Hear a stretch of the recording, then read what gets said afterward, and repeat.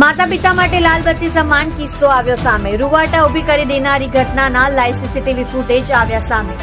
2 વર્ષનું માસૂમ બાળક 7મા માળેથી પટકાતા મોતને ભેટ્યું। પાલ વિસ્તારમાં શ્રીફળ સેલિબ્રેશન બિલ્ડિંગની ઘટના। બિલ્ડિંગના 7મા માળેથી પટકાતા 2 વર્ષીય બાળકનું મોત। હાઉસકીપિંગનું કામ કરતી માતા 2 વર્ષીય બાળકને પોતાની સાથે કામ પર લઈ ગઈ હતી। માતા કામ કરી રહી હતી તે દરમિયાન બાળક રમતા રમતા 7મા માળેથી નીચે પટકાયું। 2 વર્ષીય ભવ્ય બિલ્ડિંગના 7મા માળે દાદર પાસે રમી રહ્યો હતો। સિવિલના તબીબોએ બાળકને મૃત જાહેર કર્યો। હચમચાવી દેનારી આ ઘટના અન્ય માતા પિતા માટે ચેતવણી સમાન છે।